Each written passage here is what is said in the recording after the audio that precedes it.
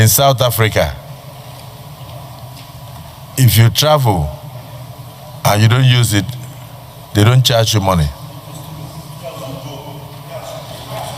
But in Nigeria, DSTV, I just want to bring this to your attention. Come, the nominee, because you mentioned telecommunications. That's actually where I came from before I entered politics. DSTV in South Africa, if you travel for 1 month, 2 months, 3 months, your card will not run. Your money remains until you come and activate it. But in Nigeria, once you pay, if you travel for a week, 2 weeks, by the time you come back, it has run out. So they are charging you on a daily basis, even when it is not in use.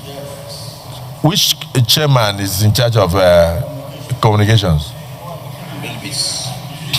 Where is he here?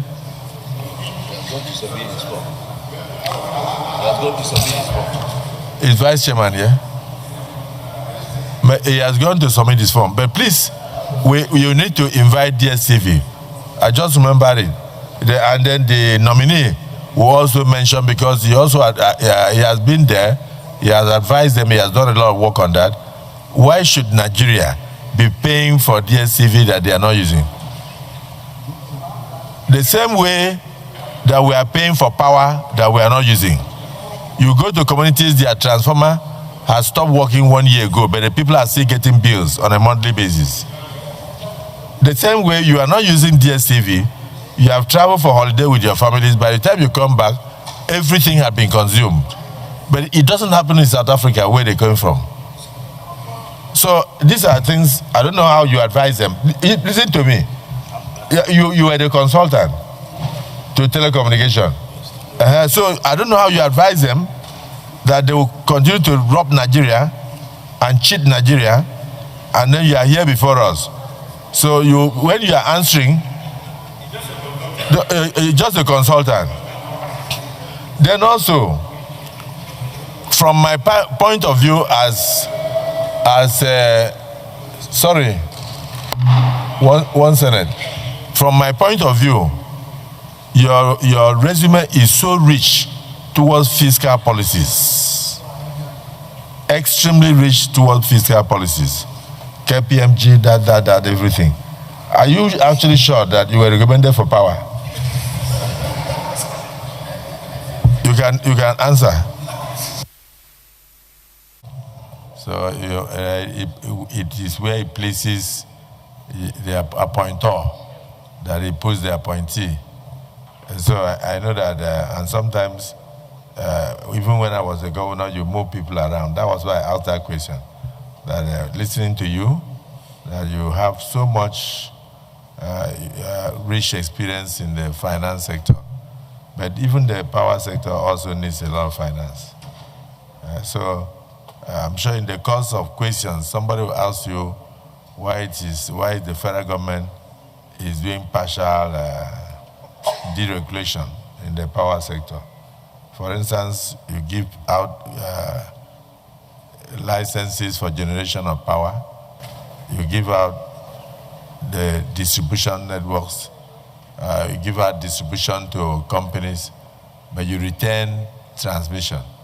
The result is that places like Ibom Power, for instance, I produce 191 megawatts, and I cannot even take out more than 80 because the transmission company has not been able to have the infrastructure to take out even up to 150. I hope you understand. Yes. And so you go to aluminum smelter company in my state. I'm using my state as an example.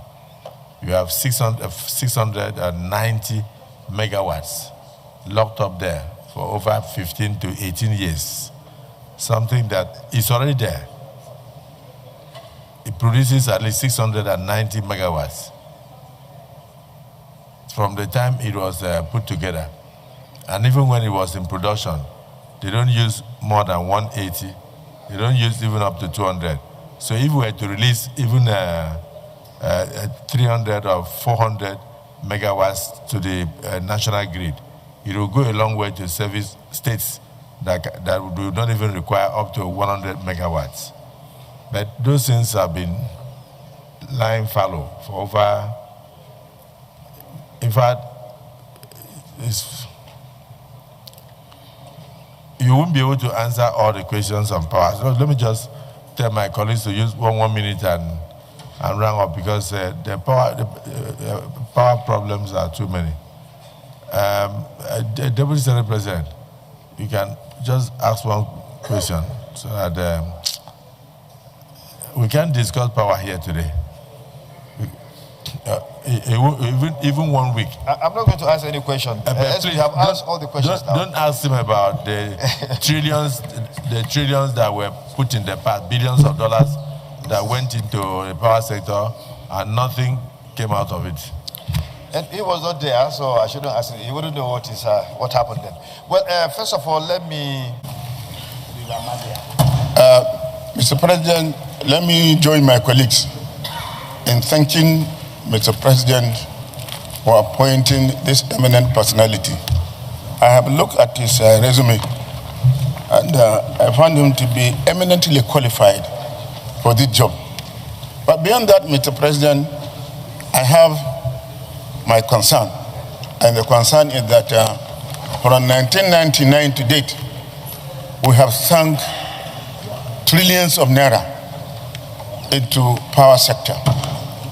We have done a lot of initiatives to ensure that we have regular and constant power supply in this country.